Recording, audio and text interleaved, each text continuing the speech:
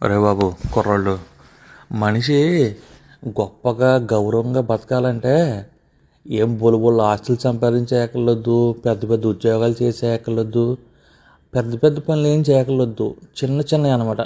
అంటే ఇప్పుడు మన ఎదురుగుండగా ఏదన్నా తప్పు జరిగింది, అక్కడ తప్పు ఎవడో ఒప్పు ఎవడదో నీకు తెలిసినప్పుడు ఎంతమంది నీకు ఎదురుగా నుంచున్నా సరే, అక్కడ తప్పు చేసింది ఎంత పెద్దోడైనా సరే, రే నువ్వు చేసిన తప్పు లేదంటే పెద్ద ఆయనకు ఏమండే మీరు చేసింది తప్పండి, అలా చేసి ఉండకూడదండి అని ఆయన మెత్తగా అలాగని చెప్పి మనం గట్టిగా నీ ఆ బూతులు తిట్టో నీ తప్పు అని కాదు. నేను అనేది ఏంటంటే ఆ తప్పు అనేది ఆయన ఇబ్బంది పడకుండా, ఆయన బాధపడకుండా ఆయనకు చెప్పేయాలి.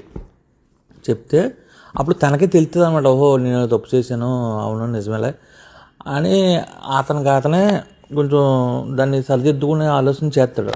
అంతేగాని ఆడు కొంచెం ఉన్నవాడనో లేకపోతే మనకి ఏదైనా ఒక వాటర్ ముందు ఎత్తాడనో ఏదో ఉంటుంది కదా లోపల, అలాగని చెప్పి ఆడు చేసిన తప్పుని వెనకేసుకొచ్చామనుకో మనం, ఆడికి తలపోగర ఎక్కువైపోద్ది అనమాట.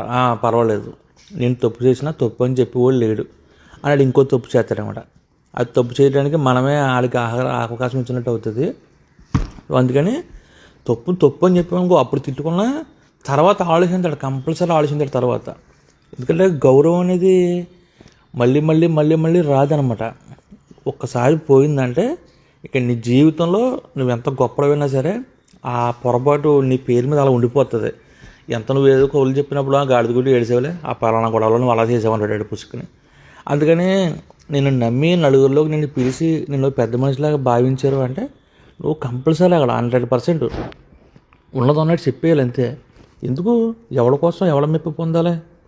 ఈరోజు మనం తప్పుగా మాట్లాడేమనుకో రేపు పొద్దున మనమే లోకు అవుతాం అనమాట. ఎవరి దగ్గర నుండి సరే మనం లోకు చేస్తారు తర్వాత మాట